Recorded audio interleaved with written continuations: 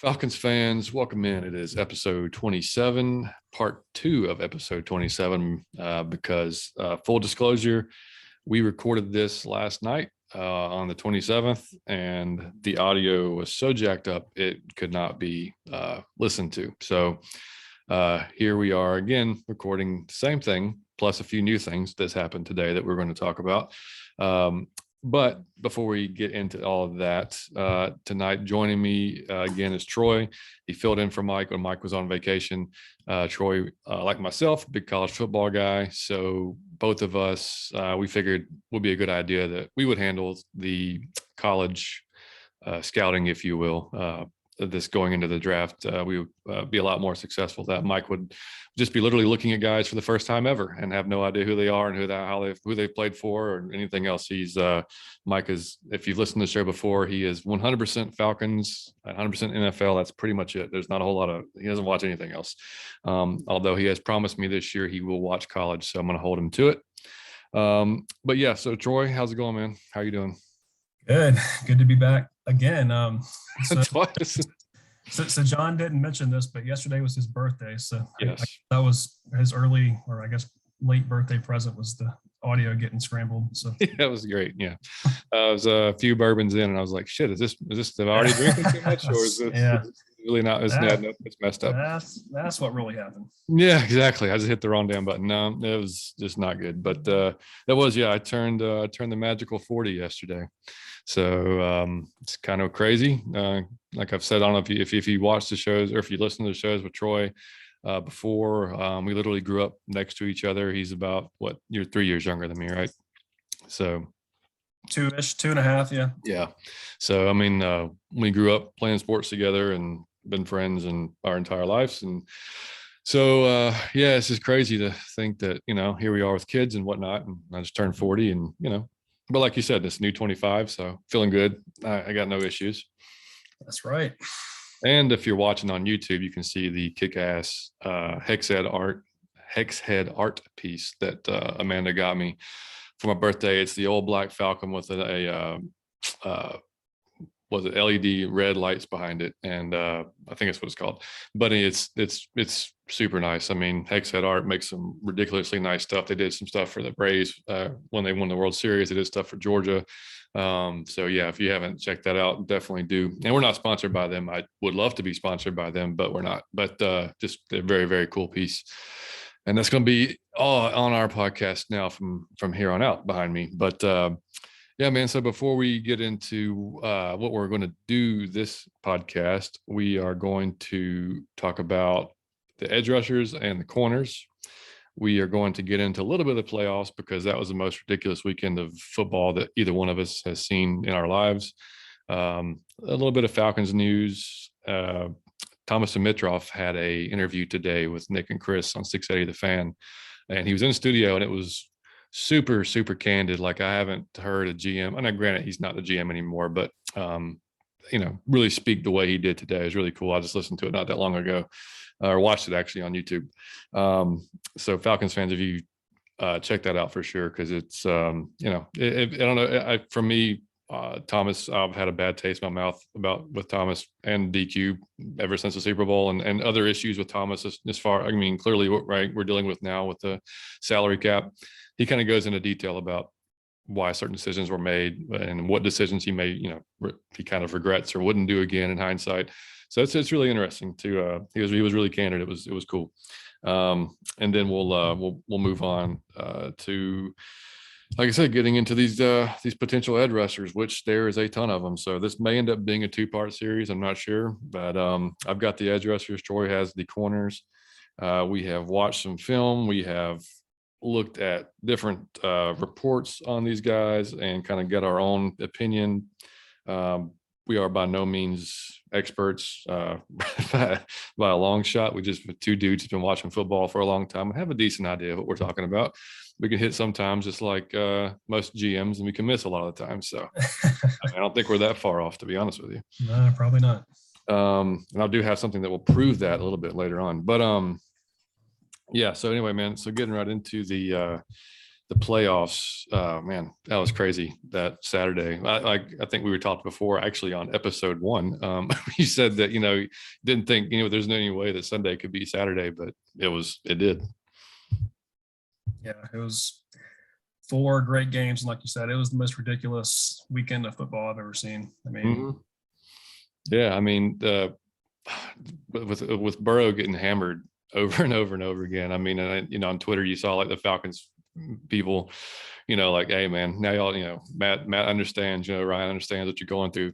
But just goes to show you, man. I mean, with Cincy's, as bad as their line is, which they could be worse than ours. I mean, it helps to have some weapons, which we did not have. We had a lack of weapons, but you saw what Jamar Chase could do. Obviously Burrow being an elite talent, and then mixing in the backfield. I mean, having those options to go to when your line's crapping out, and it almost wasn't enough. I mean, it was almost not enough to overcome, even with those weapons. But yeah, I mean, just amazing performance by them to get it done. I thought Tennessee was going to win that game going into it. I did too, for sure. No, I mean, it's kind of the opposite of the way I would traditionally want to build a team, like the Belichickian way around your line. They build around their skill positions, kind of like the Falcons did with Julio and Matt, but not getting an offensive line.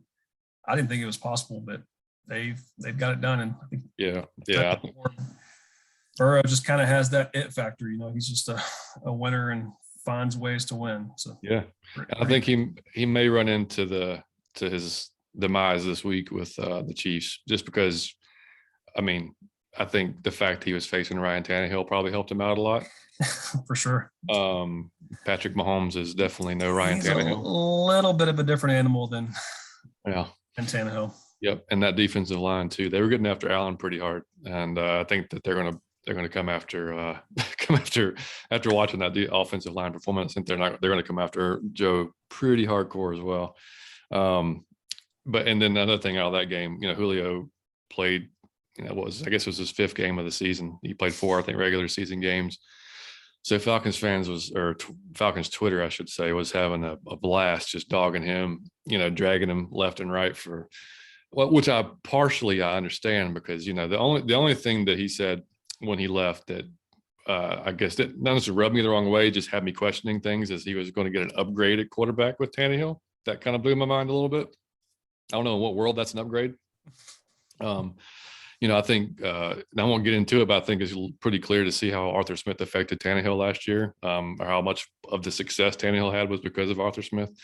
But yeah, watching Twitter go nuts was pretty funny. You had guys that were just, dogging the hell out of him. You had guys who were like really pissed off about it and defending him. Like, no, I was kind of in the middle. Like, if you're butthurt about how he left, that's fine. It doesn't affect me one way or the other. He did have a goodbye on Instagram. He addressed the Falcons fans in the press conference with the Titans. I don't need somebody to really just pour their heart out to me, to be honest with you. And I'm a big Julio guy. I loved him. I watched an Alabama fan. I've got jerseys in my closet. My favorite player while he was here. I don't wish any ill will upon the dude. By any stretch of the imagination. I just think it is kind of funny that, the reason you went there just to, and I also get that you're an aging receiver who wants a chance to win a championship. I get that whole part. Tennessee, you could say, obviously had a great season. They could have been right for a championship. They just missing that quarterback, which he thought he was upgrading on, but either way. Yeah, no, I can't criticize anybody at all for wanting to go contend and play for a winner. The Falcons aren't going to be there, or certainly aren't going to be there for the next couple of years.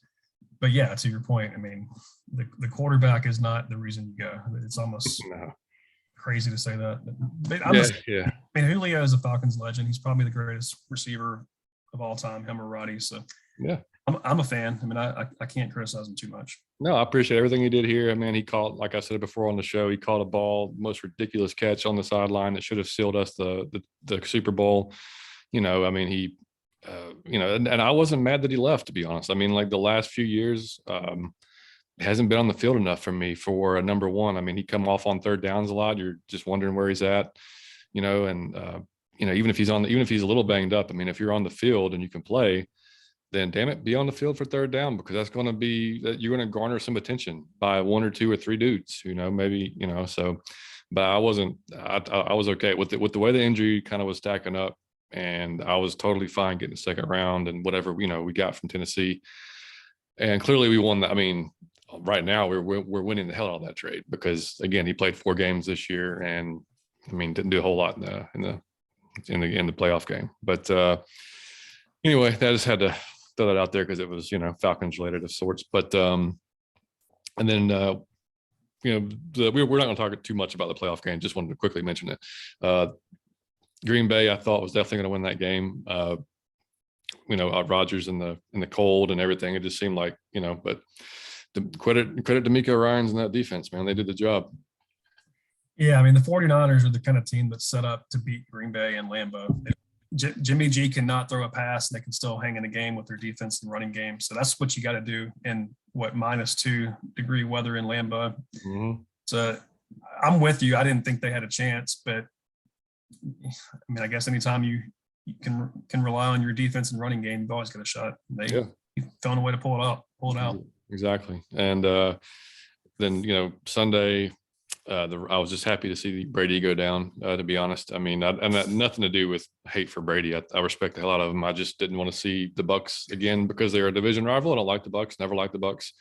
I don't like Sue very much. Thought it was hilarious when him and Stafford got into it and he thought Stafford kicked him. He might have kicked him. I think Stafford said, I just knew a big dude was on me and I was trying to, get him the hell off. So it's just funny coming from probably the dirtiest player in the game. I know. So that was kind of humorous. And then, I thought they were going to. I mean, I was waiting for somebody to bring it up, and finally, Al Michaels, of course. Now I was instead of 28-3, and like, God damn it, man! Like, just leave us alone, just one time. I mean, I know we earned it, but my God, But then I started thinking, well, hell, man, if they do come back, like we're not off the hook, but we're going to at least have some company in this, Brady comeback, just garbage. But when Cam fumbled the ball before the half, I thought that was going to be come back and haunt him, and it did. And then, dude, I couldn't believe what I was seeing when he fumbled the ball there at the end of the game. I was like, you got to be kidding me. But yeah, to see Stafford do what he did though there at the end, that was nice to see. I'm rooting for him. I hope they beat the 49ers and go on. That's who I'm rooting for, at least on the NFC side, and go on. So what about you? No, I'm definitely rooting for the Rams. I think they're going to struggle. I mean, like I said, the 49ers are the kind of team that can beat the Rams. The pass rush doesn't really affect them. Mm-hmm. I mean, I know Rams run defense is probably better than the Packers, or definitely is better than the Packers, but yeah. No, I'm definitely pulling for Stafford. He definitely deserves it. Had a great career despite being with the Lions. And was it you that said that a lot of what was seen in that game at the end, he did it all the time with the Lions? It was just the Lions. So yeah. Michael Rothstein, who's actually the Falcons reporter now for ESPN, he spent a ton of time in Detroit and with Stafford, and he said on his podcast that that's something that Stafford did a lot in Detroit. He was one of the best in-game quarterbacks there was, but you didn't hear it or see it a lot because it was the Lions and they were typically shitty. So I mean, it was just, But yeah, I was happy to see him kind of get it done. And then the night game, man, that was just a game for the ages. I mean, it just to see those two guys in the game going back and forth, and I had no, we don't have a dog in the fight, and I was on the edge of my seat, nervous and just. I mean, I guess I kind of wanted Buffalo to win, and nothing. I mean, it didn't bother me either way. I like Allen a lot, but man, like I just couldn't believe. I mean, 13 seconds, you'd think would be enough, but yeah. I guess when you go to prevent defense, anything can happen in 13 seconds. Yeah, man, that's what drove me crazy. I mean, and I'm sure people have seen the Kelsey stuff by now, who basically, orchestrated that last 2 plays himself. But when you got your safeties playing that deep, I mean, it's like, I don't know what the thought process was there. Like, I understand playing a little deep on to try to keep, but I mean, that deep, like all they need was a field goal, dude. Like that's all I needed. I get keep them in front of you. I understand. Don't get beat, but don't give them 30 yards either. I mean, right. Yeah. I mean, and if we're talking about Patrick Mahomes, for God's sake, like he can run as well. Don't forget, even if you're, so I don't know. I did not understand that strategy at all. So So But what's your feelings about the overtime? it's got to be changed, man.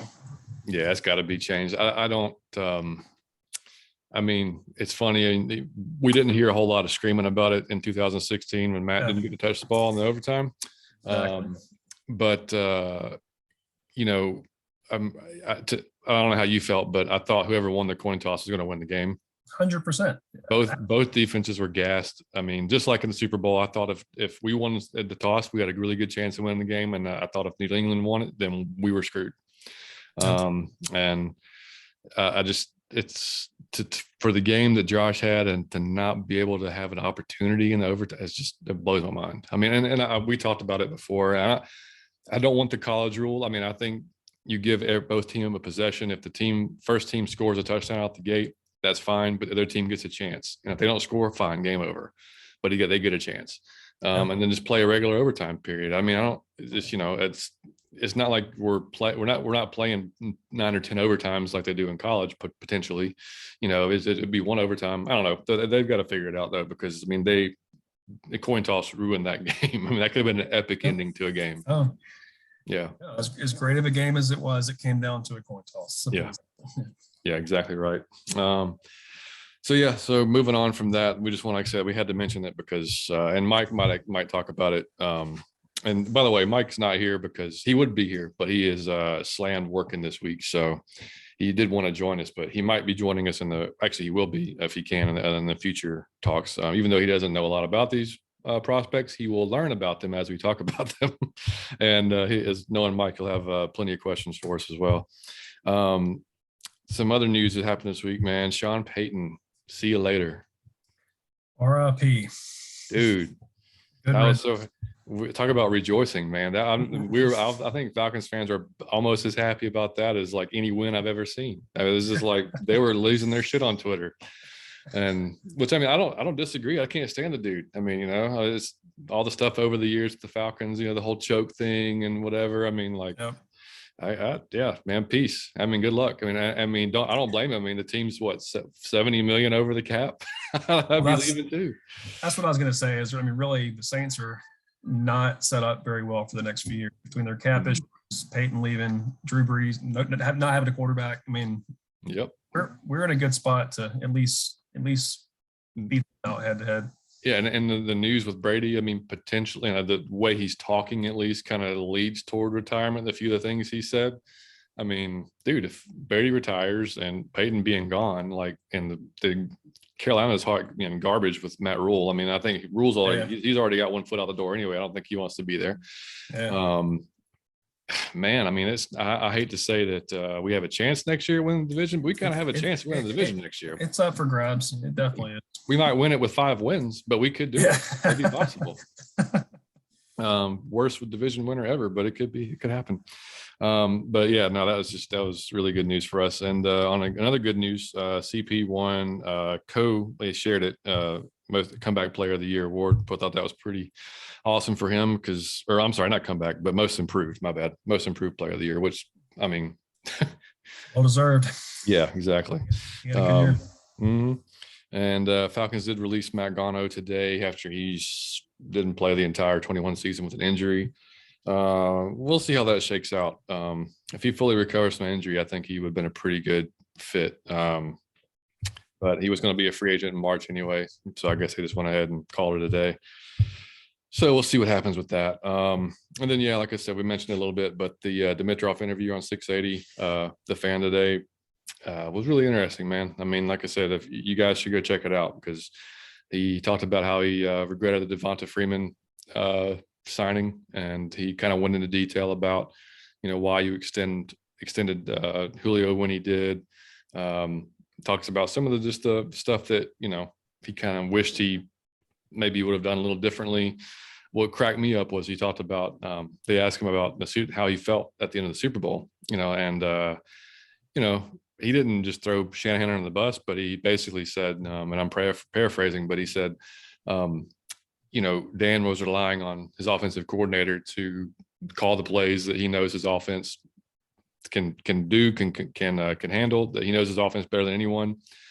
He said, but in the same sense, run the ball 3 times and kick it doesn't seem like it's that hard.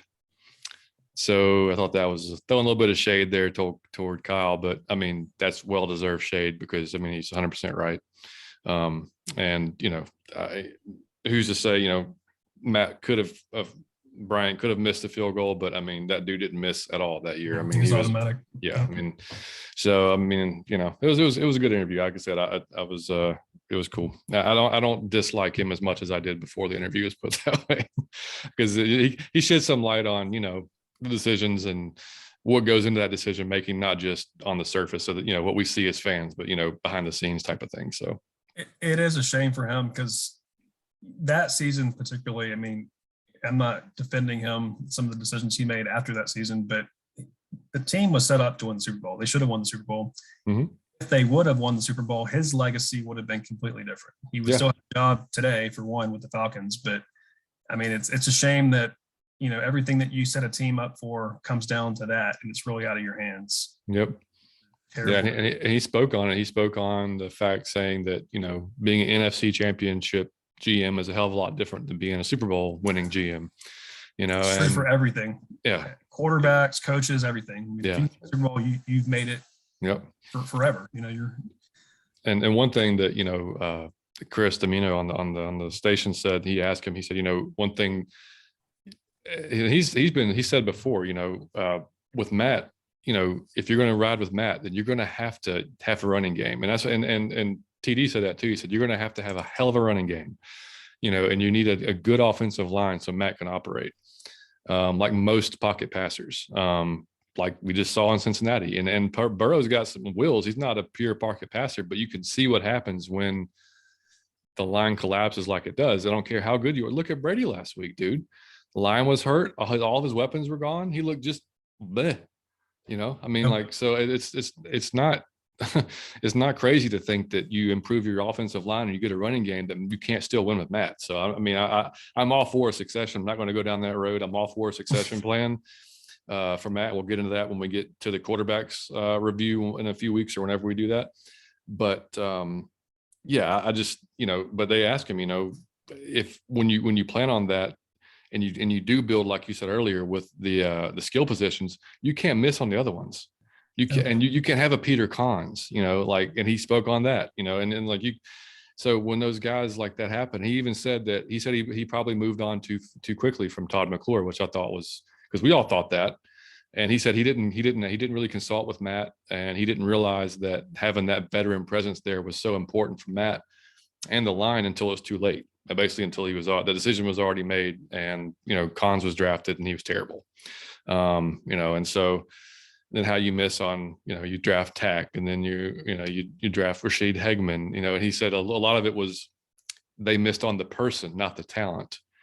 Well, I mean, that goes down to the interview, man. Like that's if you're missing on the person, then that's, I mean, how you vet these guys inside and out. So it's kind of on you. Yep. Yeah. There's plenty of scouting reports and all that talks about that. They're not just skilled. Yeah. So. Yeah. And he said that too. He said, and I'll give him that. He held up his hands. He said, look, I'm the dude. I was the guy in charge. All the blame comes toward me. I understand it. Like he didn't try to like sidestep it or anything. So it was pretty impressive. Like I said, I give him props for not really sidestepping any questions and being really honest with everything. So, all right. So let's get into it. We are, like I said, we are reviewing a few of the edge rushers and a few of the cornerbacks that the Falcons could possibly take.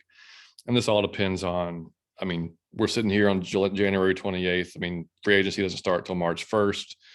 Calvin has liked some posts this week about possibly being a Miami Dolphins receiver, which got everybody pissed off because that definitively confirms that he hates Atlanta and that this was all a ploy. I'm being sarcastic. But you'd look at Twitter and you'd think that was the case. And trust me, like him liking the post was not the smartest thing in the world for him to do. But I mean, I'm still not I'm not making any judgment until I hear from him himself, because we have not heard a word from him since his statement that he was taking time off. So, you know, I hope to God he didn't fake the whole thing just to not play and move on. If he did, then he's going to have some shitty karma coming his way. but and I honestly don't think that was the case. I looked at it too as well. I mean, Tua's down there. That's his boy from college. Maybe, who knows? I don't know. And then, but I looked today and the like was gone. So he was like, probably was like, oh shit, should have done that, and then unliked it. But I think he also liked the Instagram post with him photoshopped in a Miami Dolphins uniform. So I don't know if he unliked that one or not, but whatever, dude. I just one way or the other, I would like it to be over at some point. So at least we could kind of know where we were going with that position. That's kind of my thinking. I mean, my heart goes out to him if something's going on, but he needs to speak up. I mean, he needs to at least, own it. Whatever's going on with him, he needs to say something, in my opinion. Yeah, that's 100%. And Mike and I have said 100 times on here, fully support his decision to step away if it's, if he's really dealing with something, mental health issues, whatever it is. The person, is more important than anything first. But like you said, and I mean, they said at the end of the season press conference, they asked him, have you set a date that you need to hear something from Calvin? And he was like, no. I'm like, well, shit, you better have set a date, because the clock's ticking, man. I mean, free agency's approaching. He's got a year left on his deal. If they trade him and get a first round pick, I'm not mad about that, to be honest. I mean, take that back. Yes, because it screws.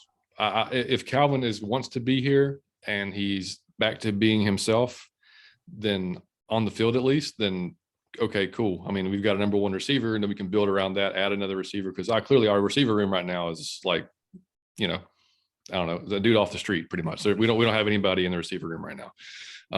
So hopefully he comes back, because that'll be one less. I mean, because that may go from us drafting a number one receiver to like a complimentary piece for Calvin. That changes things a lot. So I don't know, man. I just hope it. First of all, I mean, I hope it works out. I hope everything works for him on a personal level, but I hope it, obviously it works out good for the Falcons too, one way or the other. If we do end up trading him, I do hope we get a first. I think he's worth a first. He's a number one receiver in the league. Maybe a late first rounder, I'd be totally fine with that. We'll see. I don't know, but anyway. So I mean, I guess I can start with the pass rushers if that's cool with you, Troy. Yeah. Before we get started, though, I do want to read a cool little. I'm going to read you it's a scouting report from a pass rusher that's currently in the league, but with his scouting report coming into the league as a rookie. And Troy, you're going to have to pretend like you've never heard this before, just like you did 24 hours ago. All right. So weaknesses: not overly twist up as an athlete, short strider who lacks explosion out of the stance and up the field to bend the edge as a pass rusher. Foot quickness is average and needs to win with technique and great hand play. Won't generate enough acceleration to crank up speed to power rush with consistency. He plays with a narrow base, needs to play with more consistent bend to play through redirection by offensive line. Will have to add power in his base to hold a point of attack against tackles. His pass rush menu will need more options against NFL tackles. Should be a starter within a couple of years. So to me, that sounds like I don't know. Yeah, that was TJ Watt's weaknesses by the scouting report. Because I started wondering throughout this whole process of me looking at film, like, what the hell made him drop so far? What made the Falcons pick Tack over TJ? And so I just read all that basically just to tell you that nobody knows anything, and you can have all the stats on a guy you want, but you can still miss with every bit of information you think is going to be spot on. You can still miss. And clearly a bunch of guys missed. It wasn't just us. I mean, 28, 29 other teams didn't take the guy before we did. If we redraft that, he's probably going one, right? He just tied the sack record this year. He's your first or second pick. So that kind of, blew me away a little bit. And then you look at somebody like, hearing what Dimitroff said today brought me back to this as well. I looked up what they said about Vic Beasley coming out of the combine and coming into the league. This was his scouting report. High cut with narrow waist and thin legs, needs to add more bulk, unlikely to convert speed to power against NFL tackles, which was spot the hell on. Wins with athleticism on majority of his sacks. rarely transitions from speed rush to a spin as an instinctual pass rusher counter, lacks ideal arm length, too often content to stay blocked if the pass rush stalls, saw that quite often, need to shed blocks more consistently against the run, and then good football character, but scouts are concerned about the lack of alpha dog tenacity. That I don't care how good he is on film, man. Like, I don't care how good he was in college. If I see that, or if I truly believe that about a defensive end, I'm not taking him, because that's not I want every one of my defensive ends to have that type of mentality. Definitely not number 8, I believe, overall. I don't remember, dude. I should know. If you want to take a gamble in a later round on somebody like that has skill, but questionable intangibles, okay, fine. Patriots did it all the time. Yeah, but not with your 8th overall pick. No. And they went on to say high impact talent, but needs to crank up competitive nature in order to reach his potential. And that never happened. I mean, you just saw, and I said it throughout his career. Yes, he had the one good season. And like I said, he seems like the nicest dude in the world, which is great, but it's not great for your pass rushing defensive end. And I want him to be angry. I want him to rush angry. I want him to play angry. And I just didn't think he enjoyed playing football that much. It just didn't look like it. And turns out pretty much was right. So anyway, that's just 2 little quick tidbits before we get into this edge rusher thing. So I've set myself up now. So anything I say cannot be held against me based on those 2 scouting reports. So I'm going to go over really 2 guys that I don't think we're going to have a chance at. But they're the 2 best. Well, at least pretty much everybody says they're the 2 best pass rushers, Aiden Hutchison and Kayvon Thibodeaux. Aiden has been projected to go 1 or 2. Who knows? I mean, which way that the Jaguars are going to go. They could pick tackle, to help out Trevor Lawrence down there. If not, then Hutchinson will probably likely go to the Detroit with 2nd pick. I'm just a monster. I mean, and if you remember what DW when we had him on from Falcoholic, he said his overrated was when people judge players based on one game, they make up their mind on him, and people after the Georgia game, they were like, oh, well, he sucked. He's done this against whatever. Then I'm not. He's going to drop. Okay, if he drops, please, Falcons, take him at 8, please, because I watched him a lot of Michigan this year. I watched him destroy Ohio State, pretty good team. Michigan State, pretty good team.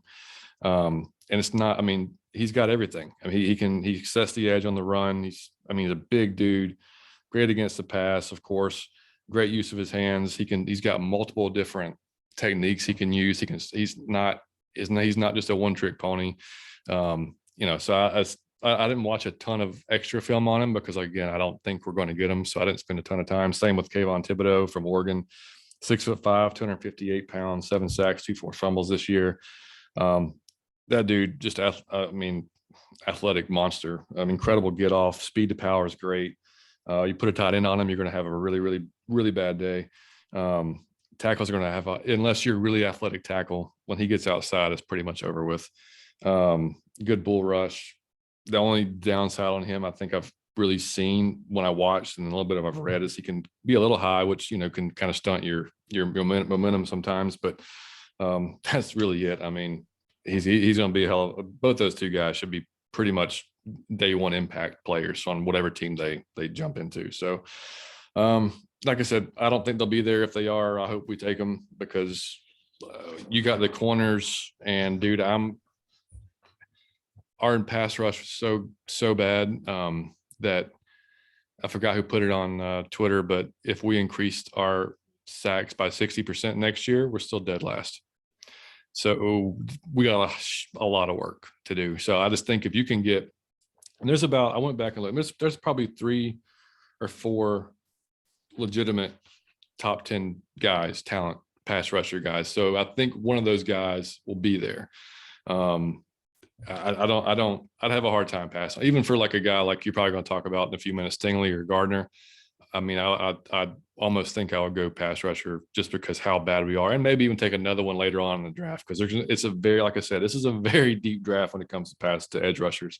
It's just based on who they think fits the team and who they think really want. And if you remember what Dean P said at the end of the season, Torrey McElhaney asked him, "What do you need for your defense to succeed?" And he said flat out, I need guys who can play man, and I need guys who can rush the passer without me having to dial up pressure. Just, without having to blitz guys, can we get pressure on the quarterback? So Kayvon and Aiden, definitely a couple of those guys. Again, doubt we're going to get them, but, it's possible, I guess, in some magical world. But that's on those two guys. Troy, you can start off with your first corner. Yeah, no, all that I would say before I start is I completely agree that edge rush is where we've got to go. There's probably 5 or 6 guys that I would take before any of the corners. You got to have a pass rush in the NFL. It doesn't matter. Any number of quarterbacks. We saw it with the Lions guy. I don't even remember his name. Boyle picked us apart. When you can't get to him. So, we got to go pass rush. But anyways, let's get started with the corners. These are in no particular order necessarily, but I will start with, and you said it, the perennial number one. I would say Derek Stingley and Ahmad Sauce Gardner are kind of the top 2 by far, but I'm going to start with Derek Stingley. For those of you that heard me a few weeks ago, I'm a LSU guy from Baton Rouge originally, so I watched a lot of LSU football. And Derek Stingley was probably, I don't know, him or Leonard Fournette were probably the 2 biggest recruits in my lifetime to LSU. He was the perennial number 1 overall in the country when he committed. So highly touted recruit. His freshman year, everyone that watches football remembers, had a really monstrous year. He was on the Burrow and Chase and Clyde Edwards-Helaire, Justin Jefferson team that went 15-0 undefeated. And he was a monster that year. Since then, he's been injury plagued. 2020, he missed most of the season with an ankle injury. This past year, he missed most of the season with a foot injury. So as a corner, that's definitely scary. On paper, he's got everything. He's got speed, great in man-to-man, great ball instincts, ball hawk, but got to stay healthy. And ankle and foot injuries are definitely a concern for a corner. So I've seen him anywhere from 4 overall to 12 overall.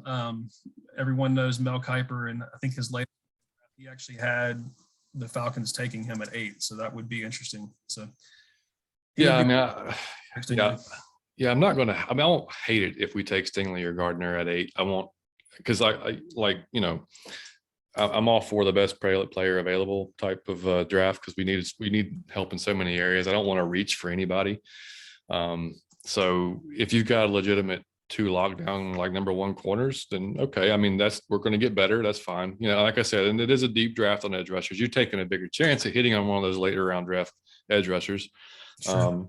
And there's no guarantee, as we've seen in the past, that, your first pick edge rusher is going to, as long as they hit on the damn player at 8, I don't care who it is. I just need them. Exactly. I need them to succeed on that first pick. But like you said, the injury does worry me a little bit, just because, that's, for that position, you're cutting, you're stopping and going, and for a foot and ankle, coming from a guy who's tore his ligaments twice and broke my foot, the same foot. And granted it was playing basketball, but after it happened the first time, man, it just, that second, third time came easily. And I was taped up and I had high time. I was, I had everything that I needed to have on, and, it still didn't work. And I ended up, that was it for me. After that third one, I couldn't continue. So that does worry me. I think, you take that part out of it and he's easily number 1, right? Without even a question. Yeah. After his freshman year, if he could have came out, he probably would have been the number 1, even over a Joe Burrow. He was that highly touted. It's just the injuries, kind of scare everyone. Yeah, I agree. All right. So next edge rusher I'm looking at, and this dude is a monster, and he's one of the guys I think if he's there, you get him. I'll go 2 guys as well. I'll go 2 guys to your 1, since I've got a shit ton more edge rushers than Right. So George Karloftis at Purdue, he's 6'4", 275 pounds, had 4.5 sacks, 2 forced fumbles. In 19, he was first team All-American. As a freshman, He got COVID in 20. It's kind of a messed up year. This last year, he played 667 snaps out of 12 games. He can play inside. He can play outside. Just explosive off the edge. When I first watched him, I immediately thought of the Watt brothers. Like, that's just what came to my mind. I mean, just like angry to now. I mean, just rushes with a purpose, man. Like, there's no quit. I mean, he does not give up on a play. The only knock that I've read, I didn't see a ton of it on film, to be honest, is he's maybe not as bendy as some of the guys are. Some of the more athletic guys are around the corner, which that's the same thing they said about TJ. I mean, and he's managed to be okay without being super bendy. So, I mean, I'm not that's not one of the things I really look at when I'm looking at edge rushers.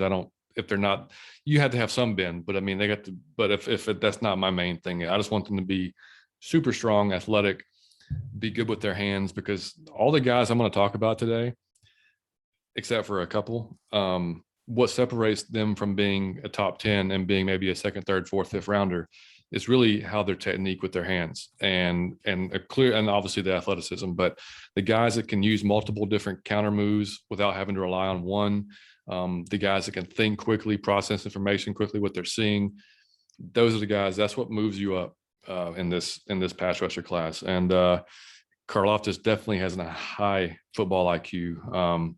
So I just, he's one of those guys. I think if he's there at 8, I would be overjoyed to see that dude in the Falcons uniform, because he looked just really, really good.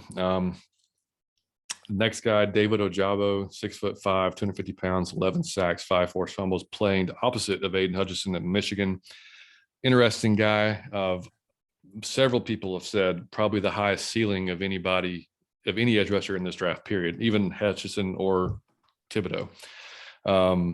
His athleticism is insane. He played basketball for a long time. Didn't start playing football until his junior year in high school.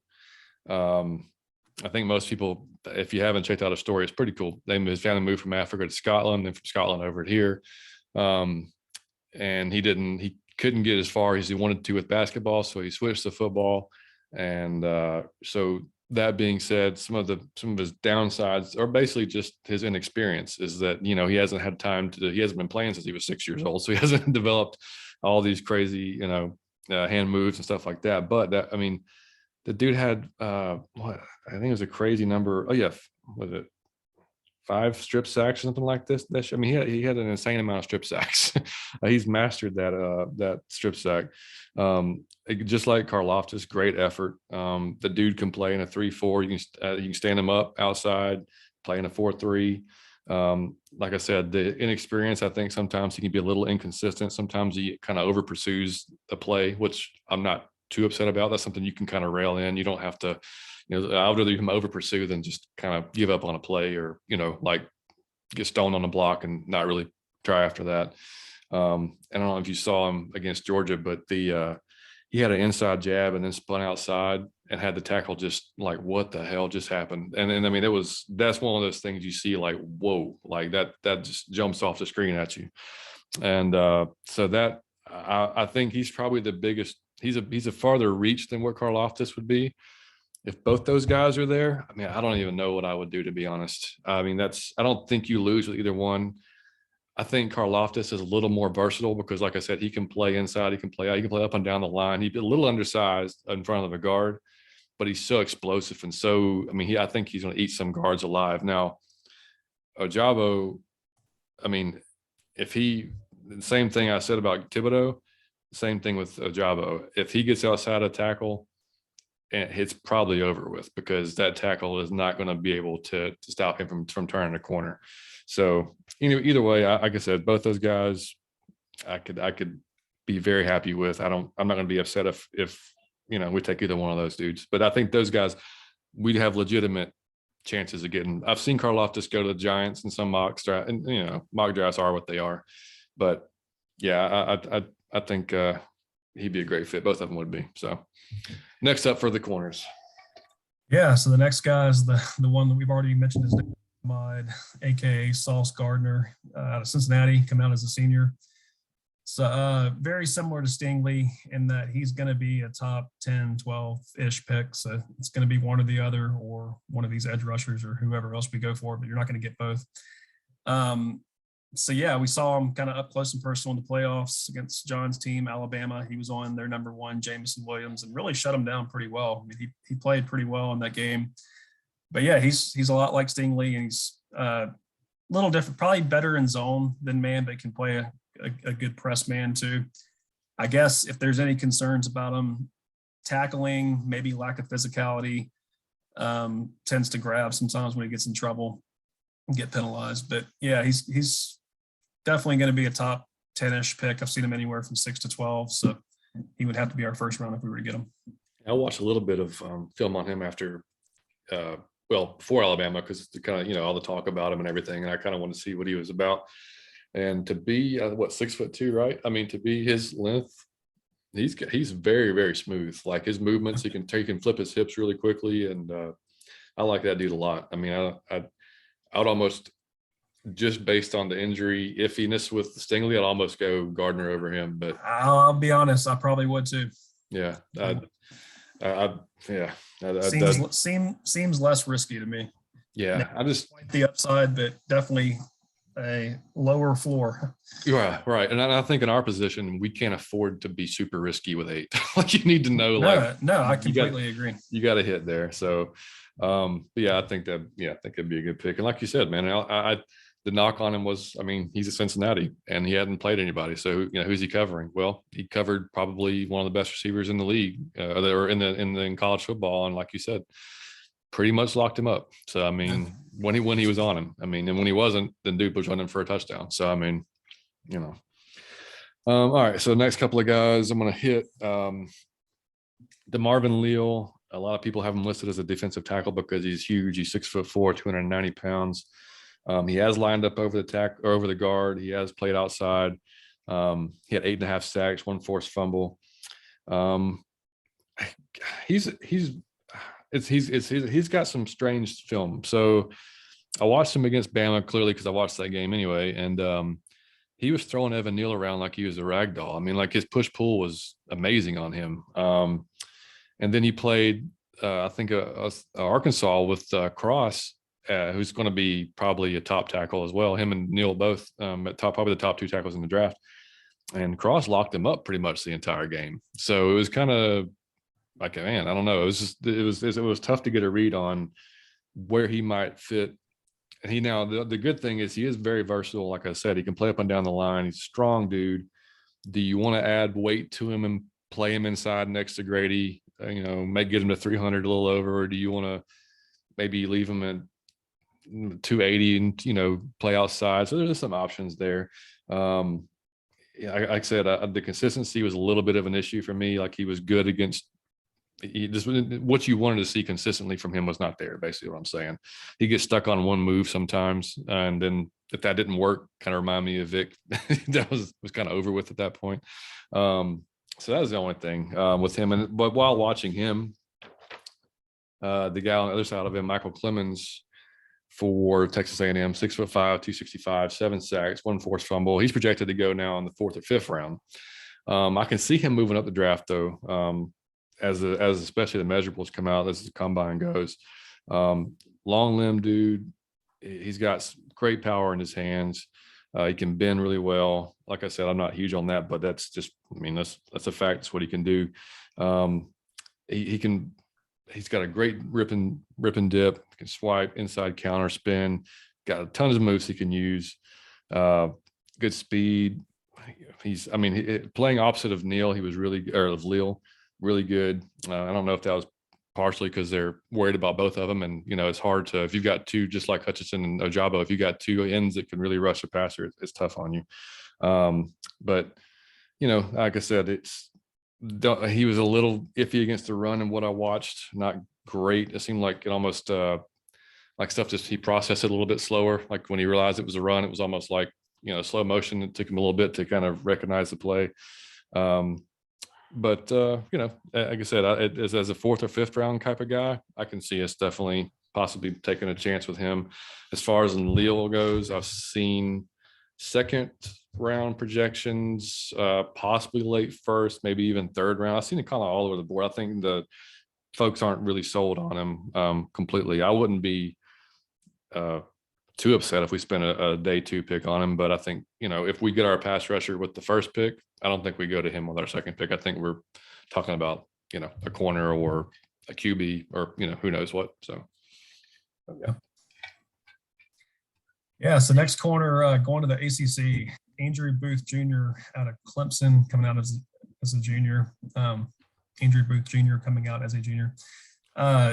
His stock may have fallen a little bit this past year, just given Clemson's fall off in general. Had a really good year last year, and really a really good game against Georgia, the first game of the year. A lot of folks say that he may have the best feet and balance in the entire class. I guess the knock on him is he does get burned. He's gotten burned a few times pretty bad, and also just tackling, which can be a problem for a lot of corners. Yeah, I wonder if that's because he's been more aggressive, or is he just? It very probably, yeah. Yeah. Very well could be. But another guy that I've seen him anywhere from like 12 to 22, so he's probably not going to slip to 40, probably not a second round pick. And I don't know that I would certainly wouldn't draft him at 8, given a lot of other folks that will likely be available, particularly the rushers. So it's probably somebody we won't be getting, but he's 3rd, 4th on a lot of folks' board for corners. Yeah, and like we talked about, if we happen to end up trading Calvin and we do get a lower round pick in the first round, he could, that could be potentially somebody we look at. Yep. All depends who the hell they go with on the first pick, Yep, exactly. They may surprise us all and go freaking tight end or something. Who knows? Again, no, I just kidding. People have a meltdown if they pick the tight end in the first round again. Like, seriously, I would be one of them. Do the Patriots 2 tight ends with we do need another tight end to go with Kyle, but Jesus, yeah, we can't go that early. No, I'm totally kidding about that. Yeah. Do not go tight end at 8. No, not at all. All right, so moving on to the next couple of guys for me. Well, this dude could be and I've seen this on the Draft Network, and I went back and his name kept popping up throughout the season. They call him the West Coast Aiden Hutchison, which is a lot to live up to, but Cameron Thomas from San Diego State, 6'5", 270, 11.5 sacks, 1 forced fumble.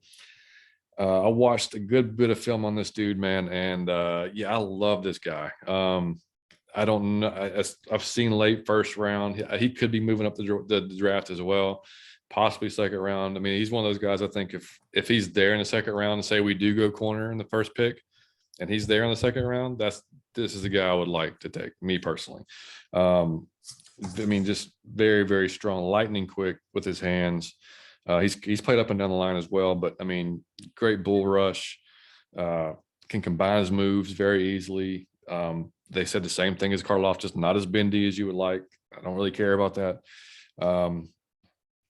He can be sometimes a little bit late to the play a little bit sometimes, but I mean, I'm just nitpicking really, because he was first team all Mountain West for third straight year this year. And like I said, I think it was the Draft Network that said he could be, really the kind of diamond in the rough this year that nobody's really talking about, because nobody sees San Diego State play. I had no idea. I didn't see any San Diego State games.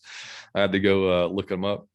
But I mean, he can, like I said, he can play anywhere on the line, man. He's a very, very impressive dude, and just motor doesn't stop. I mean, I'd be very happy with that guy in a late second, or I'm sorry, a late first or early second, depending on, like I said, where he falls. And then a Georgia dude, everybody should probably know, Travon Walker, 6'5", 275 this year, or 275, 6 sacks. Crazy get off this dude has. I mean, I've watched most of him this year. Great motor through the play. For his size, he's very athletic to be 275. I mean, very, very athletic. And the same thing with him. I've seen him kind of, a day 2 guy. But he could be moving up the board too. I can actually see him moving up into the first round if he really measures out well and has a good pro day. Because I think his upside is like Ojabo. I mean, like he's got a pretty high upside in my opinion. He's very, very violent when he gets into the tackle, which I love to see. Uses his quickness and his power that he has got plenty of. His hands is the only thing needs to probably get a few more counter moves because he relies a lot on that power to when he gets into the tackle. So if the tackle gets into him and holds him up a little bit, that's sometimes where the play stops. But you're talking about a guy who can set the edge without any problem whatsoever. And he's, like I said, with his size, you can actually move him inside as well if you want to play a little bit of interior, not on a regular basis. But, Dean Pease likes guys that can be versatile. And, that's kind of what his defense is. He wants he wants the offense to have zero idea what's happening at the snap of the ball. So, that's one thing that's in my mind too, looking at guys that, may not be, any guy that's got more versatility to them, I think is going to be very, very appealing to Pease, especially on the defensive line, because we got nothing there except Grady. That's really, Okundeji, I think he will be an interesting guy going forward because he was a late round pick for us this year, played, I thought, pretty well near the end of the season when he had the opportunity for us.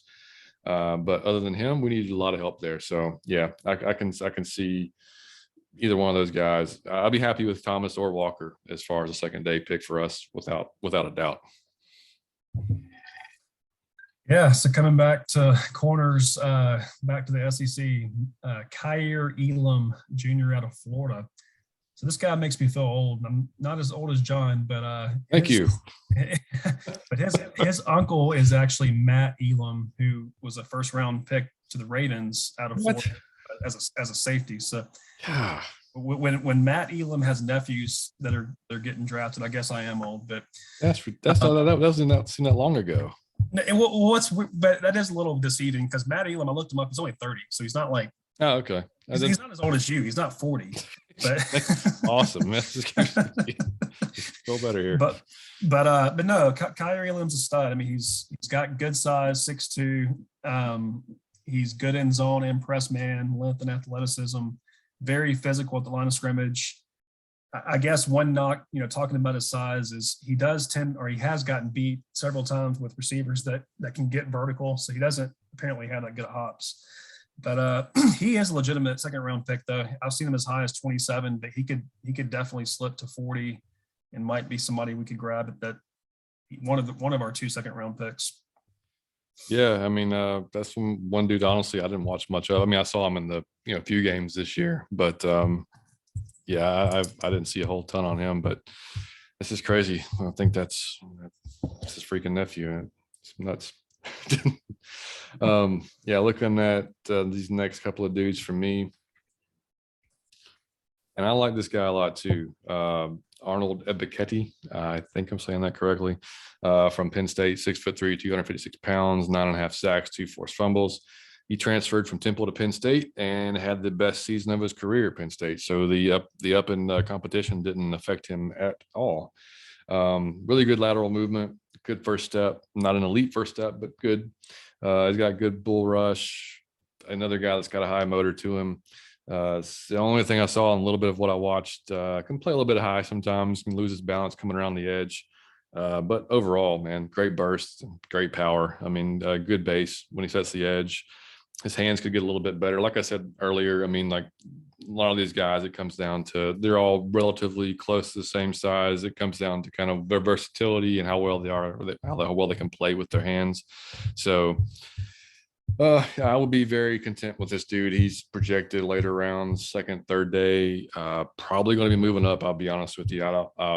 From what I've seen and what I've read, he could be moving up for sure. But I like him, though. I think he'd be a good pick for us later rounds. The next dude would be from Cincinnati, Majay Sanders, 6'5", 255, 2.5 sacks. What I watched on him, and I've seen him obviously a few times against, I watched him in the Georgia game last year against the Peach Bowl, where he absolutely ran through Xavier Truss multiple times. And so that wasn't, that was kind of when I was like, wow, who the hell is this dude? But to me, he looked a little bit light. And I started reading about it, and they said that his weight does fluctuate anywhere from 235 to 255. And for me, like 235, you're talking about an outside linebacker. You're not talking about a defensive end. Because if you get stuck, that's, a tackle's going to eat you alive if he gets his hands on you and you can't come off of him. But he's got pretty effective bull rush for his size. He does let tackles get into his chest a little too often. In fact, Pro Football Focus said that he was kind of a poor man's Frank Clark, which Frank Clark, pretty damn solid. I wouldn't be upset about that, but very athletic. I mean, and flexible with the size. I personally would not like to, I don't know. It depends on how you're going to use him. If you're drafting him specifically to be on the edge, I think he's more of a situational type guy. I don't know if he's going to be an every down type of rusher just because of his size. If he really is 255, which I don't know, I just have a hard time seeing that. But never know. But like I said, played really well against Georgia, not so well against Alabama. Inconsistencies there too. So it is what it is. I don't see us really going that direction, but never say never. Who's up next for you, buddy? Yeah, so going to the West Coast, Washington Junior, which Washington has a couple really good corners. Both Trent McDuffie, talk about now, and Kyler Gordon. It's a really good secondary for Washington. But yeah, so Trent McDuffie, again, another guy that's kind of the total package, little undersized at 5'11", but definitely not a deal breaker for a corner. Could improve his physicality, but he's fast, quick, pretty good tackler, can play man or zone, and really good as both a pass and run defender. As far as where he's gonna end up, I've seen him kind of all over the map. I've seen him as high as 10, as low as 27. So he's another guy that, if we were to be able to get a late first round pick for Calvin or somebody else, might be a good grab there. Or if by some miracle he slips to 40, might be a good pick there. Yeah, and like you said, Washington has a history of putting out pretty good corners, and that's where Trufant was, right? Desmond, yep, that's right. Yeah. And interesting that you bring him up. I should have looked this up, but I ran into Desmond Trufant one time at a Hawks game, and ended up talking to him for probably an hour. I bought him a couple of drinks. He was all about it. Seriously? Yes, I'll send you the pic. I'll take a picture of him. I took a selfie with him, but he's super nice. And talking about height, that's what I don't know how tall he is, but he's not tall. I mean, I'm not tall, and he felt like about my height. I'm sure he had a couple of years on me, but he wasn't a big guy at all. So height is not everything as a corner. It helps, but it's definitely not a deal breaker. Yeah, no, you're right. I'm gonna look that up right now, and then I'll let you bring him up. Yeah. Well, I mean, look at AJ. He's me. He's 6'1", about 200 pounds. 195. I mean, so. But so according to Google, Trufant's 6 foot. So I would not have thought that. But well, you know what? But they can, fudge a couple inches. Yeah. Yeah. I mean, Drew Brees was also 6 foot. So I know that's bullshit. Well, breaking news here, dude. I just looked up Pro Football Network real quick. They actually have Andrew Booth Jr., the 5th overall prospect, and Stingley at number 8. As in overall, they're top 50. like on the big board. On their big board, yeah. So it's interesting. He's another guy that I've kind of seen all over the place. Mel Kiper had him at 22 overall. Mm-hmm. So I saw him as high as 12-ish. So I don't know. It's going to be interesting. Yeah, and so they also have Ojabo at 10, which I just talked about. And right behind him is Karloftis at 11. So, which, like I said, those are two guys I think that, wow, they have the Marvin Leo at 13. And I've seen and I know all this shit's just, it is what it is. Yeah, but I mean, I've seen this dude in the second round, the second day. I mean, that's pretty interesting. I was just going through the rest of this. Jordan Davis at 19, Sauce Gardner at 21. So there you go. He's, I mean, in my opinion, him and Stingley are the guys, but you're right. I mean, a lot of people are big on Booth. Yeah, that's interesting. Travon Walker, I just talked about, 26, moving up the board like I thought he might. Kyler Gordon, 28. So, and Trent McDuffie, 29, about back to back. So yeah, they definitely got their, interesting. I just happened to see that article. All right, so now moving on for us, man. One dude I love for edge rusher for us, and he's working with Chuck Smith right now, who Chuck Smith, one of my all-time favorite Falcons. Love that dude. He's working with him. The best pass rusher or not of Falcons history, would you say? Man, he's got to be up there. Him or Abraham when he had him at his peak. Yeah. Yeah, I mean, yeah, it's hard to argue with Chuck Smith, man. But he's been working with Chuck, and Chuck posted a video with him yesterday. Josh Pascal from Kentucky, 6'3", 278. So not as tall as some of the other guys, but a big dude, 278. 5 sacks, 1 forced fumble. Dude has some long arms. He's got a great spin move. Runs a 4.5 at that weight and that size. Pretty impressive. Not a super tackler, but I mean, nothing I'm really worried about. Set the edge really good. Gets to the passer a lot on his athleticism alone. But man, he can stand up he can do a 5, he can do a 3. Violent off the line. I mean, that's what that jumped off the screen at me when I watched him. Was he is just an angry pass rusher. Like he wants to hurt somebody, and that's awesome. That's what I love to see. The only, I guess, some of the knocks I read, because I watched probably 3 different games with him in it. I watched the Georgia game, which he actually did pretty well in, and a few other games. But just his counter moves, like some of the unpolished rushers. I mean, like they got to all improve their counter moves a little bit. Doesn't have a super bend, but at his size, at 6'3", he's almost kind of, I mean, I want to say like a bowling ball, but that's a more condensed weight, for a guy like that. In the right scheme, I think, and I do think P's scheme would be fantastic for him. Doesn't have like the greatest chase down speed, but I mean, again, I'm not wanting him to chase down guys way down the field. If he is, we got other issues. The other thing is doesn't always disengage really that well from the tackle. But my God, if you line him up over a guard in the 3 technique, he is going to eat their lunch, man. Like his inside move is fantastic. He can go outside on him. I mean, he can be a really just a nightmare for guards. So late, I mean, I've seen 4th and 5th round for him. He may move up. Like I said, I wouldn't doubt it at all if he did move up. If we need a pass rusher in the late rounds, and if we've already have our number 1 pass rusher, I would love to see them grab him, because he'd be just ridiculous. And let's see, Boye Mafe. Are you familiar with Mr. Boye Mafe?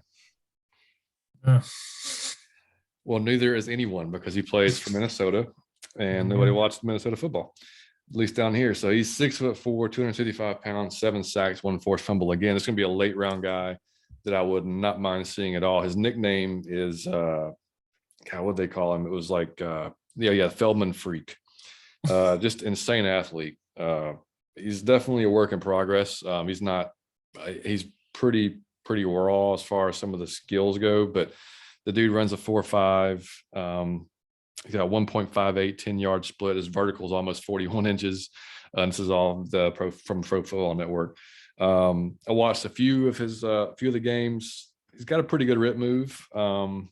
Hand, like I said, his hands can, and just everything as far as technique can get a little bit better. But I think with the right coach and it seems like he's one of those guys that he doesn't stop running. One of the plays I watched, man, it's kind of wild to send it to you. The running back's already bust through the second level, and you see this dude flying up the field. You're like, what? Who is that? He's literally flying up the field, and it's freaking this guy at 265, and he chases down the running back from behind. I mean, it was impressive. As far as when he gets in the backfield, he can finish a little bit better. But if he puts in the work, man, just based on his athleticism alone, I think he could be a really interesting pick late in the draft. I mean, for somebody, I wouldn't mind seeing him at all. Now, if it's him or Pascal that we're having to decide between, I'd rather see Pascal. But who knows? Next up on your board. Yeah, so back to the SEC, Auburn. So Roger Mccreary, coming out as a senior, very experienced, started just about his entire career at Auburn. Pretty much his entire career, man coverage scheme. Plus. Good Tackler, yeah, which is good for the Falcons scheme. Good tackler, very good in close coverage, very good at limiting yards after the catch. I mean, I guess one knock again, just he's 6 foot 190, so he's not undersized, but he's not exactly tall either, but definitely okay for a corner. Yeah, that's like so. That's AJ right there. Yeah, it's AJ and apparently Desmond Trufant. Exactly. As far as where he's going to fall, I mean, a lot of people see him as a first rounder. He possibly could slip to early second round. I don't think he'll make it to 40, but might be a good grab if he by some chance does. Yeah, and just to show you how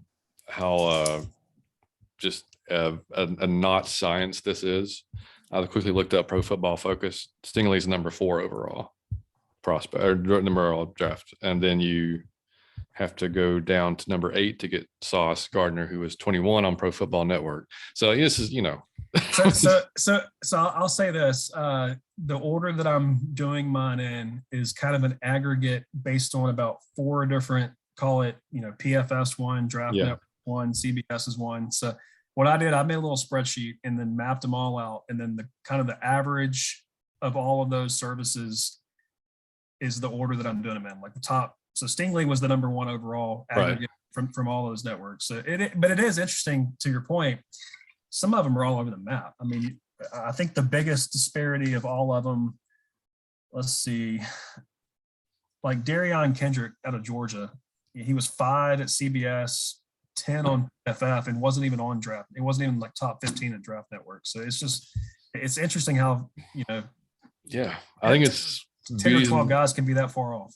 Yeah, I think it's just like beauty in the eye of the beholder type thing. I mean, it is. Because I mean, I follow a lot of guys on Twitter that are amateur draft scout, whatever you want to call it. I mean, they look at the film, they watch film, they put it, and I mean, there's so many different opinions, and I mean, you can't really. You can look at what you see on the film, and you can't say that anybody's wrong about it. I mean, when it gets down to it, and like I said, for me, at least on the pass rusher side of thing, like that interview process for me is probably the most important. If the skill on the table is the same, I'm taking the guy that's got like some chip on his shoulder, that's got something to prove, that's pissed off, that I mean, I guess it can backfire on. I mean, I was really big on a dude that we took, from Auburn, interior lineman, blanking on Marlon Davidson. Yeah, Marlon Davidson. Yeah. Because his what he said after the draft was hilarious about. I mean, like he just seemed like. Yeah, he was pissed, all right. Yeah, he was like he wanted to get after him. I'm like, oh, this is great. He's gonna be a good fit, and it just didn't translate, Yeah. But regardless, though, granted, he was a later round pick. Now, if you're talking about first, second round guys that can really, really get after the quarterback. Like I want that mental type of just anger, and I want to be smart too, though. I mean, you got to be able to recognize, plays earlier than later, so it's not, you're not chasing the play down after the fact. But yeah, I mean, it's funny, man. It's a very inexact science for sure. And I mean, clearly, like you said, we're 2 knuckleheads that just watch football, and But yeah, so for me, I got a couple more guys, and I'm gonna call it a day on this, because, like I said, I could go forever because there's a very deep draft of edge rushers. 2 guys from Oklahoma, Nick Bonito and Isaiah Thomas. Bonito is 6'3", 240, 7 sacks and 1 forced fumble. Isaiah Thomas is 6'5", 267, 8 sacks, 3 forced fumbles. I'll start with Thomas first. I like him a little better than Bonito. They're kind of different. Bonito, a little bit undersized, kind of like Sanders from Cincinnati. If you're going to play him in a 3-4, definitely he's going to be outside linebacker, maybe 9 technique, speed rush, something like that. If he's going to play on the edge in any other type of capacity, he's going to have to put on some weight. He's not a guy who's going to set the edge all that well just due to his size. He gets outside. If he gets outside the tackles, it's a wrap. But if the tackle, if he doesn't, then they're going to stone him pretty much every time. But he does have a lot of athleticism, very agile for a guy 6'3", 240. Thomas, on the other hand, very explosive first step, can play pretty much anywhere on the line. little undersized, obviously, for an interior rusher, but he's got a good push pull. His balance, I saw from what I watched, can be a little questionable from here or there. He can kind of get off on that. And the other thing that's kind of hanging over his head, he did have a larceny charge and a failure to appear in court, which doesn't always bode well for the interview process. So don't know how that worked out, but you never want a larcenist on your team, as far as I know. Hey, and Antonio Brown kept a job for a while. That's very true. If you're good enough, you can you can possibly keep it. But yeah, those are two guys again, both guys later round, kind of a Bonito like Sanders from Cincinnati. Like I said, more of a situational, maybe top guy, maybe like I said, outside linebacker type deal. And then I'll just hit one quick guy that. And I haven't seen any film yet. I just read some stuff. Actually, I saw a little bit of his highlight reel, but that was, I don't like watching just highlights because you don't see any of the stuff they are questionable on. You'll see the bad stuff. Yeah. I mean, that's, but this dude from UAB is Alex Wright, 6'7", 270 pounds. It's a big boy. Yeah, 7.5 sacks. Didn't have elite production for what you would think at somebody that size and playing against the level of competition, but for his size, very athletic from what I could see from his highlight reel. This is one of those dudes that's going to be like, unless he just amazes at the combine, it's going to be like 6th, 7th round type of guy that you just take a flyer on and hope it sticks. At that size, I mean, I can see why you might take a chance, if everything else you've wanted to do is covered. But yeah, that was pretty wild to see that dude. I wasn't going to look at him, and then I just saw his size. I was like, I gotta check this guy out because that's a big MFer there on the line. So anyway, all right, back to you.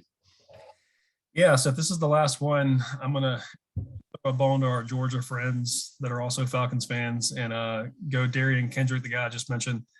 So kind of an interesting story with him. He was a big recruit, 5-star recruit that actually went to Clemson as a receiver. Switched to cornerback his sophomore year and then transferred to UGA before this past season due to some disciplinary problems at Clemson. So you could maybe question his character. I think it was more about academics, if I'm not mistaken, though.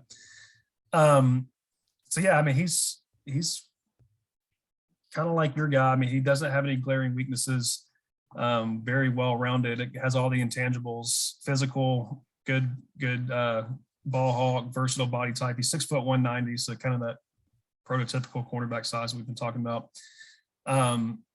If there's any weaknesses that I hate to get, getting back to the DW quote from a couple weeks ago, right.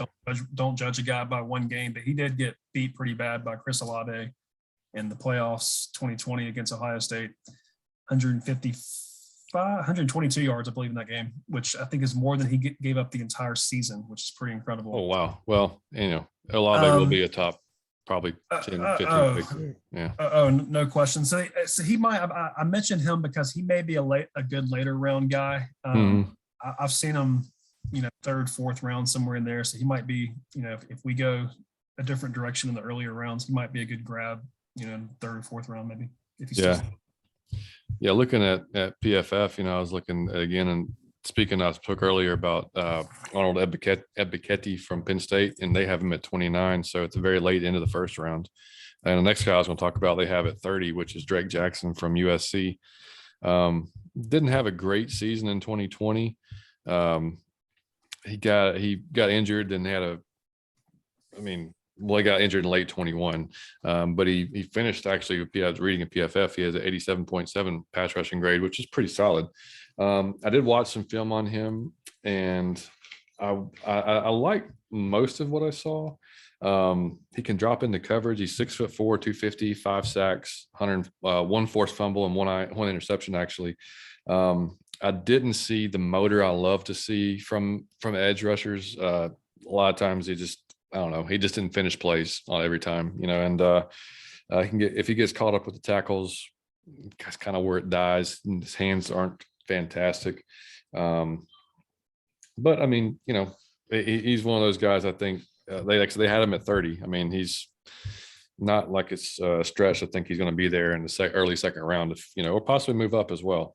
But like I said, I just for me, when I'm watching pass rushers, I want to see a relentless motor and a relentless just drive. And I just didn't see that a lot. But again, I mean, pretty much anybody that I've talked about today will be an upgrade for us. So I'm not overly going to nitpick the hell out of these guys. And then another guy that really nobody knows about, and he's listed as a D tackle in a lot of places, Logan Hall from Houston, 6'6", 275, another mammoth guy. But can play inside, can play outside. He lined up over the guard a ton this year at Houston. But really, really good lateral movements for a guy his size. His bull rushes and long arms are just pretty sick, to be honest. I mean, they were impressive watching it. Great speed to power. He really converts that really well. He's got a lot of moves in his. I mean, I think he's gonna be kind of like Cameron Thomas. He's gonna make a team and be one of those guys that's kind of unheard of, but all of a sudden everybody's gonna know his name. His secondary moves sometimes aren't the best, and he doesn't switch to them. And at least what I watched, if the first one doesn't work, he doesn't always. It's not a smooth transition to a second one. He just kind of stops. And he can be a little upright, which his 6'6", 275 is. I can understand it's tough to get low sometimes, but he wasn't super great against the run. And a few of the plays, well, actually a decent amount of plays that I watched. And then he's not one of those space eater type guys. But I think, like I said, next to somebody like Grady, occasionally, and having that versatility again, I think would be kind of a pretty appealing to Dean Pease. But like I said, I mean, later round type of guy. I haven't seen him recently, at least. I mean, like he could be in the first round right now. I don't even know with the way things move up and down. But yeah, no, I don't see. I think he's going to be a later round guy. So yeah. Oh, and PFF has, not to just go right back to something else, but the Marvin Leo at 48 and that 49. The other service had him at what, 8, 9? I don't know. It's crazy. Yeah. So. Since Troy's done, I'm going to just finish up. We could have made this 2 shows, but we're already here, so why not just finish it out? I can keep going if you want. Yeah, I mean, I've only got a couple more guys, so we're almost done. So Jermaine Johnson, I'm sure folks from UGA probably know that name. He started off at UGA, transferred to Florida State. I like this guy quite a bit, actually. From what I watched, very impressive first step, also about a good lateral movement. He's 6'5", 262. He had 12 sacks this year, 2 forced fumble. When he played against Evan Neal, when he was at Georgia, he played really well against him. He does have really good bend. He can dip low around the tackle, keeps a good balance. Only negatives really is his technique. Could use some work, like some of the other lower round guys. It's not nothing. And I say lower round. This is a guy who could actually move up too, in my opinion. I don't think it's. I mean, PFF has him at 42, right behind Logan Hall, actually, who I just spoke about. But yeah, he's somebody I think that I would be pretty okay with us getting, if that's a term, pretty okay. But and he kind of has from what I saw, I mean, other than playing kind of mad and angry as well, he was academically ineligible at the beginning of his career. He had a 1.9 GPA. So didn't care too much about school to start there. Sounds like me in college.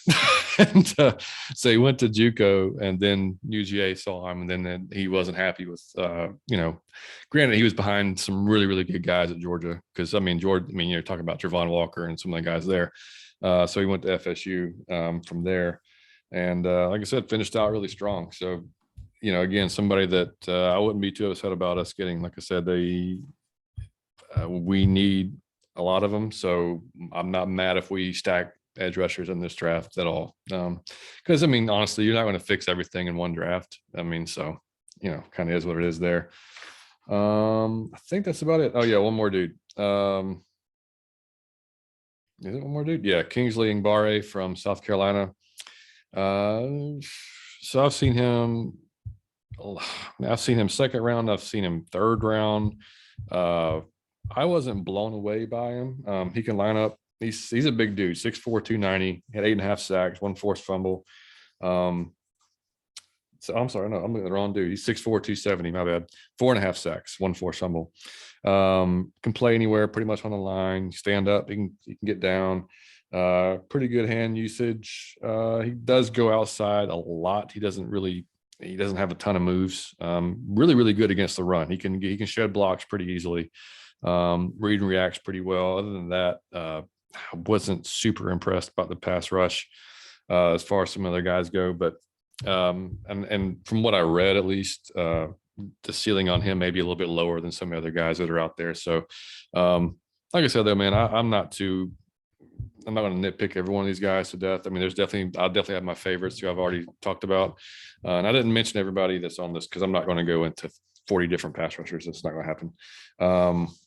But I do think we went through them pretty well. If you guys want to check out any other more in-depth, really people that really dive into it, then just, you don't have to look any further than Twitter. There's a lot of great guys out there that do really good film work and everything. We just want to kind of give you an idea of what's out there for us, give you an idea of a little bit of what the players look like, without getting too in depth, because we could sit here for 3 or 4 hours and talk about it if we really want to go super in depth, and that's not what we're about.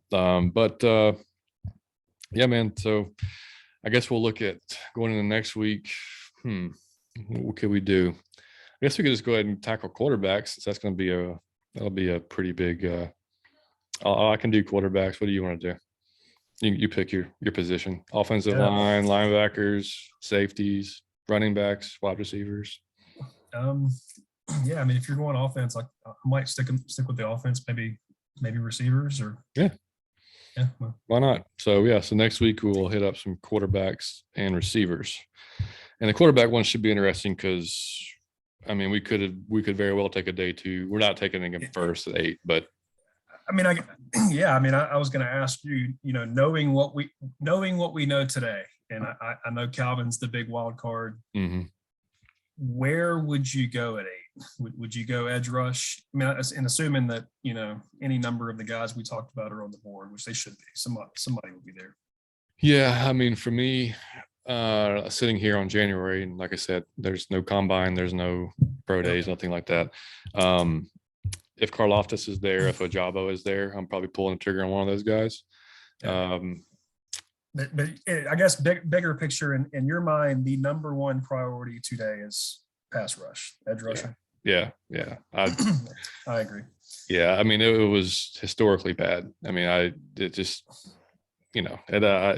we have nowhere to go but up. I mean, I don't see how it can get any worse. And you can't continue to ignore it and just plug in guys that are, 5 years in the league that's been so. I mean, like, I can't do Steven Means another season. You know what I mean? It just so. Yeah, the only thing to me, and you already said it, but this new regime has to hit. We can't have more tax and Vicks, and you got to get the right guy. But. Yeah, and I think, I mean, they come under a lot of fire under their first draft, this first draft they had, which I'm not going to, I mean, I don't know. I was listening to the podcast, or the Falcoholic podcast earlier this week with Aaron Freeman, and they asked him, were you impressed by the first year? Were you disappointed, or were you kind of right on the, whatever, type of, and Aaron said that, and by the way, Aaron Freeman hosts Locked On Falcons, by the way, another great podcast. Check him out. He said he was, he had higher expectations than maybe most would have had going into the season. So he was a little disappointed overall. I've said it several times on the podcast, I literally had 0 expectations going into the season. I don't know about you. I don't know if we talked about it before, but I had no idea what to expect. I knew we had, Calvin, which I felt good about. I felt good about Pitts. Obviously, Matt, I was scared to death about the offensive line, which that come to be true. Pass rush, I was hoping for the best, but it sucked. So new coach, new coach, coaching staff, ton of guys on, right. A ton of guys on 1-year contracts, ton of young guys, and they're learning probably one of the more complicated defenses in the league with Dean Pease. And I didn't expect. I mean, people were. I was one of the guys. I wanted to see Richie Grant play a lot because we drafted him. Second round. So you drafted him with the intention of playing, and he didn't get on the field as much as I would have liked. But I understand why, because you don't want to just throw him out there and have this failure immediately, constantly, over and over and over again. There's got to be a little bit of success there. Otherwise, you're mentally just going to get just kicked in the balls over and over and over again. But no, I wasn't disappointed. I mean, I thought 7 wins was probably, or I thought probably 8 or 9 wins was a high ceiling, and I thought 7, we probably should have had 8. We should have won Washington game. I mean, we should have just won that game, period. But, to me, it's kind of what you expected out of a team that was young and a bunch of guys that, were just thrown together. Mayfield, I don't know, man. We'll get to the offensive line at some point. He was so bad. I don't know that if you bring in a guard and, you try to, you got to do something. You can't have that there. You got to hope he gets better. Like I was having a conversation with a dude on Twitter this week, actually. Like, what do you do there? Well, there's only so many options. You either bring in a guard, a veteran guard, and hope to hell that he, challenges him or just replaces him. I mean, and I know that sucks because then you've wasted the draft pick essentially. But I didn't, he was kind of thrust into that. We've talked about it before. He practiced most of the preseason at tackle. Josh Andrews gets hurt, and then all of a sudden he has to start at left guard, and so, I mean, he wasn't exactly set up to succeed, but I mean, he also epically failed. So, I mean, it was, I don't know.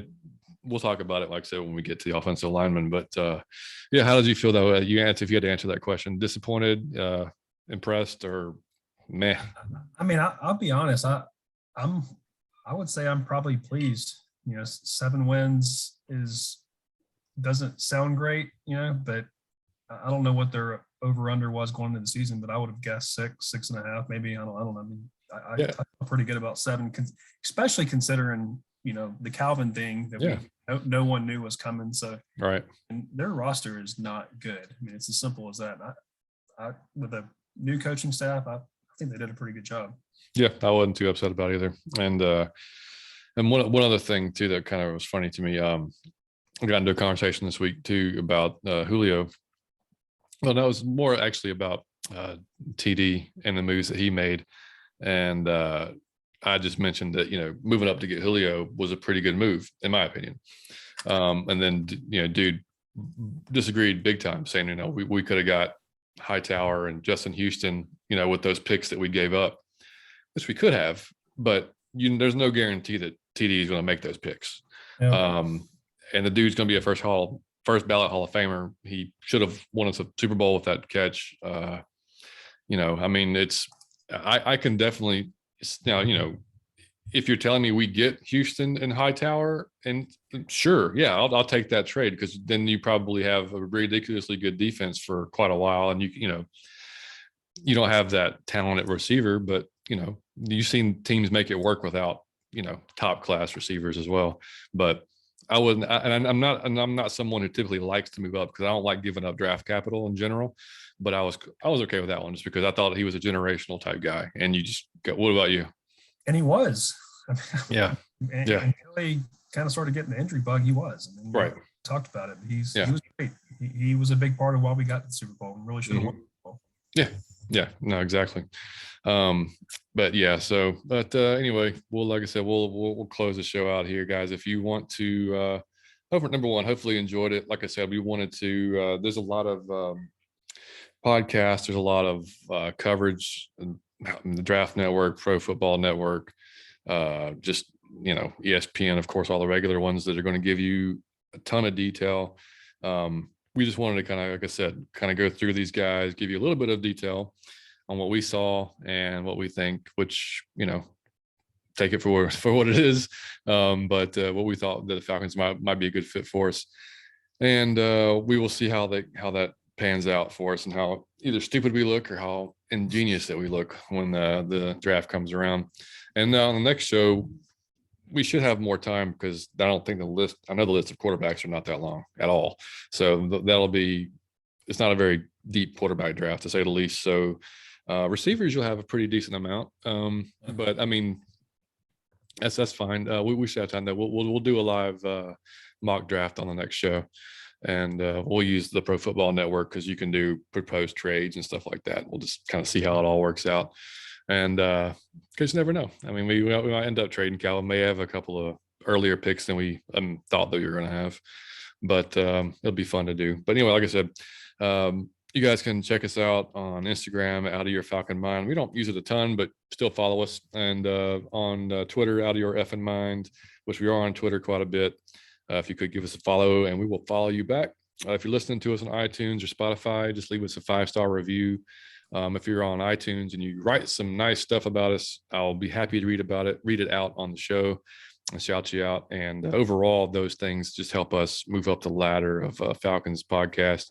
And us being a newer podcast, when we started in October, that really helps out a lot. And like we said before, I mean, we're Falcons centric, but we talk about a lot of different things, dealing with Atlanta sports. I mean, we've gotten into Netflix, we've gotten into all kinds of weird stuff before, and it just kind of wherever the conversation takes us, but we hope it's entertaining. That's kind of our point. We didn't want to be 100% type of stats and everything. We just wanted to have some good opinions and have some fun with it. But yeah, anyway, that's pretty much it. Oh yeah, and YouTube, you can watch us on YouTube. And if you're watch us on YouTube, please subscribe, because we're going to start doing this thing live on YouTube pretty soon.